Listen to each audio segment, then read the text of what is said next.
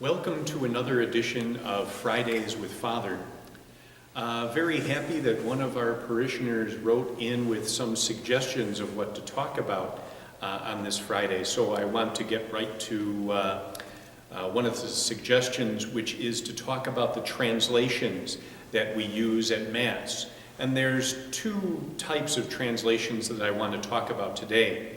The translations of the Scriptures that we use at Mass, and second of all, the translation of the Missal, the prayers of the Mass that we use, because they're both important. First of all, let's talk a little bit about the translations of the readings that we use at Mass. A long, long time ago, the writings of the Gospel were just kind of passed on as a story. We call it the oral tradition. So the disciples didn't do the first thing that we would do today, go out and write a book, you know. Nowadays, people would go on a blog or write a book about something that's happening. Back then, they passed the story along. Paper was very scarce. Many people were not able to read and write. And so it took probably about 35 or 40 years for the stories of Jesus to actually be written down. Those stories, those Gospels, were written in Greek. The reason why is because at that time, Greek was a widely spoken language, and it would be logical to write it down in Greek so that way it would be accessible to a lot of people throughout the known world. Now, certainly Jesus was not a Greek speaker as far as we know. He speaks Aramaic. So right there we have a problem of translation. So Jesus speaks one language. The gospel writers write the gospel down in another one. So right there, they had to think, what happened? What were the stories that Jesus told? What happened to him 35 years ago? And now we're writing it in another language. So there's a translation problem. So the earliest copies of the Gospels that we have are in Greek. And of course, the Old Testament would be more in Hebrew. Anyway, even though the Hebrew scriptures were translated into Greek, what's called the Septuagint. Now, so in the early church, they write Jesus' words down in Greek. So then, over the years, the Roman Empire starts to rise, and the Greek civilization starts to diminish a little bit. So the Romans take over, and then Peter moves to Rome, and is ultimately martyred in Rome. So what happens there? Now the Greek translations, the Greek writings of the Gospels are now translated into Latin, another translation problem. And as any of you know who speak a second language, sometimes it is very, very difficult to translate one idea from one language to another. It's not a very easy thing at all. And so now, as the Roman Empire rises, those translations are now made into Latin and are now available to more people throughout the world. Well, for many, many years, those Latin translations were depended on by the Catholic Church. And over the years, different translations came forward. So now we come to our own time. And in the Mass, we have taken the Greek writings, translated into Latin, now translated into English. And once again, those of you who speak other languages know how difficult sometimes it is to translate. Now we have a lectionary, okay? This is one of our lectionaries from the Sunday English Mass. And the one thing you will notice on the side, there is a letter B there. We divide the readings into the A, B, and C cycles. So that way we are making a kind of a tour, if you will, through the different Gospels and the different writings of the early apostles, Paul, Peter, etc. So right now we are in year B. Next year, obviously, we'll go into C. The year after that, we'll go back to A and start all over again. And each year features a different gospel writer, okay? So here in year B, we have a translation, an English translation. And if you go to the first page of it, it says it's for use in the Diocese of the United States of America. And it is approved by Rome. So basically the English-speaking countries of the world translate from the Latin into English, and that committee is put together of many different scholars throughout the world. It is referred to as ICEL, the International Committee on English in the Liturgy, and they do the translations in consultation with all the biblical scholars of the English-speaking world. So there's this new translation. There was a new translation of the New American Bible a number of years ago, and then the lectionary books were revised from there. So ICEL goes to work, starts to translate, or retranslate if you will. Then when they are done, they send it to the Catholic bishops of the United States. The Catholic bishops approve it. If they approve of it, they send it to Rome.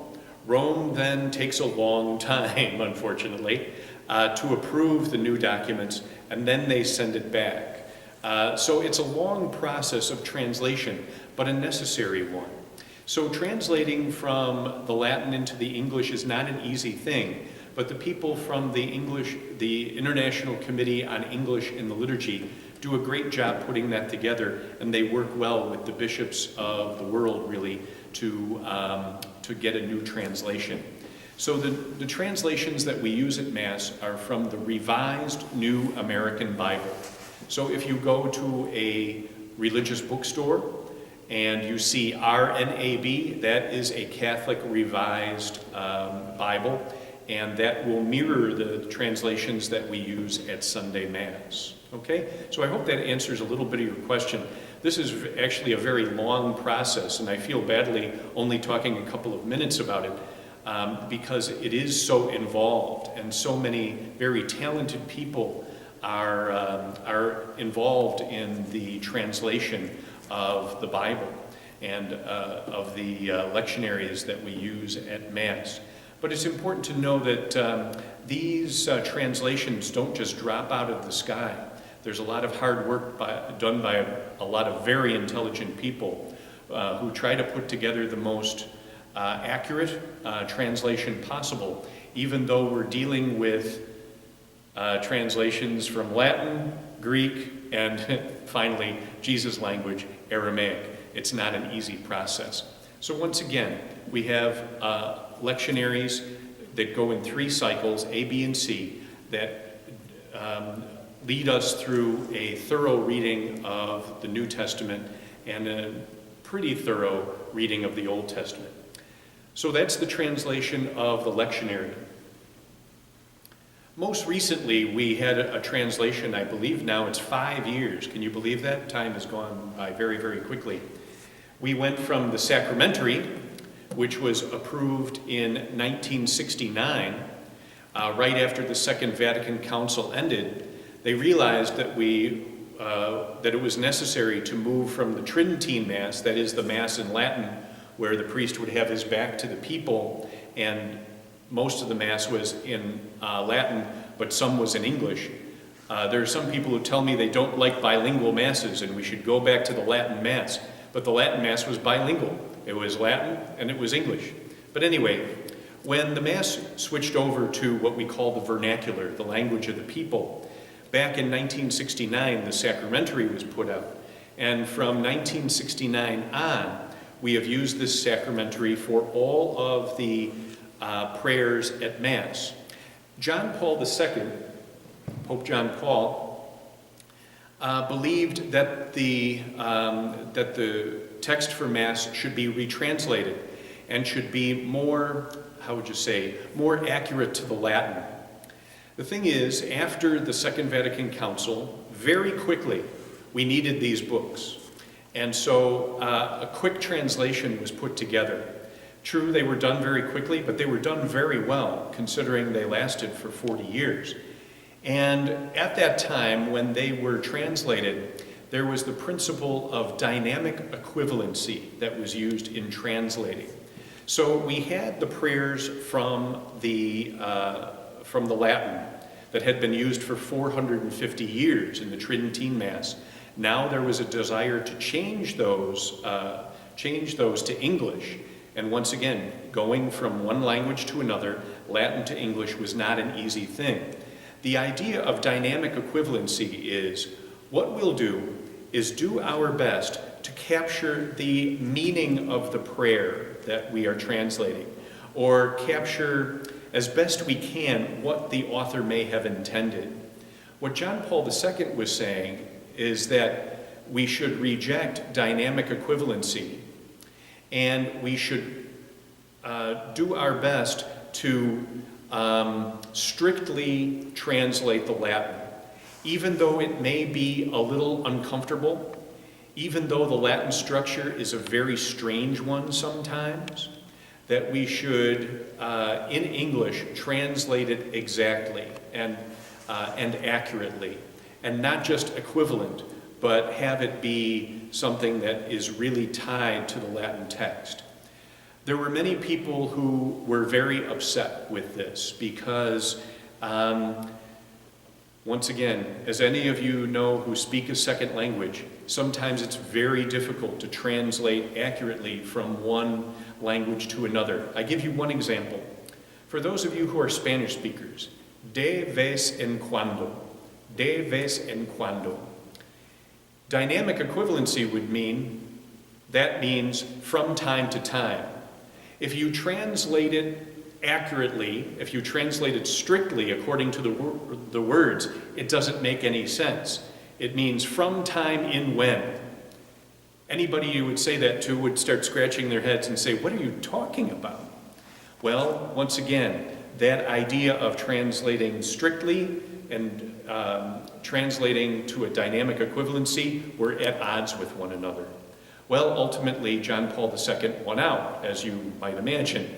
And so what we have now is, instead of the sacramentary, we have the Roman Missal, which we started to use in Advent. Forgive me for not knowing the date. I think it's about 5 or 6 years ago now. So the English prayers are a little more difficult to read. I find them difficult to read. Sometimes I don't understand them, to tell you the truth. Sometimes the tense switches back and forth. It's a very, very strange thing. But you will find that these are more strictly translating the English language.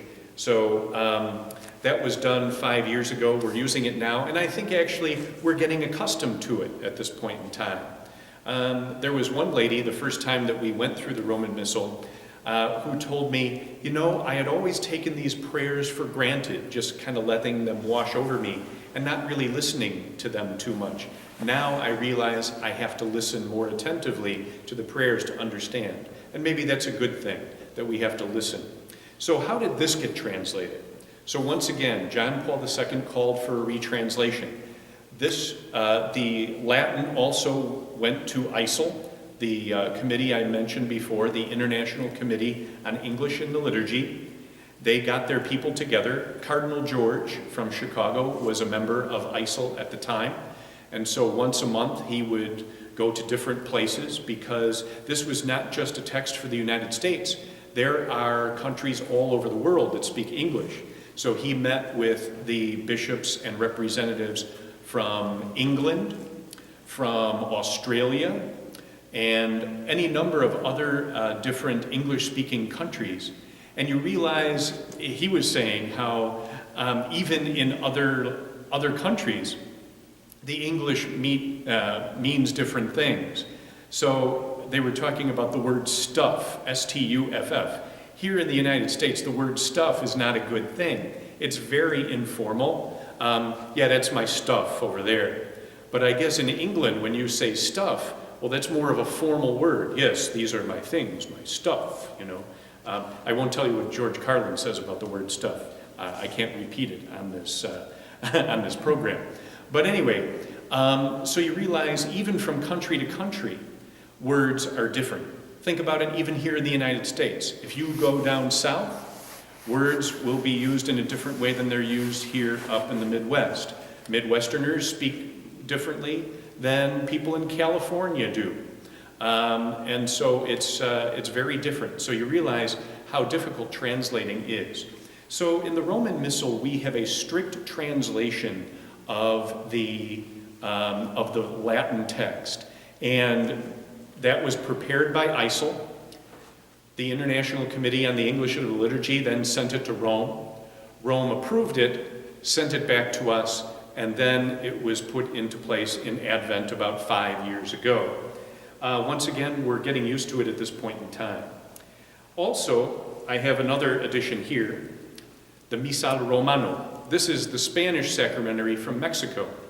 What I just found out today, as a matter of fact, is that the bishops of the United States are now coming up with a Roman Missal in Spanish for use in the U.S. We had always used the Roman Missal from Mexico. Other parishes were using one from another Southern American country.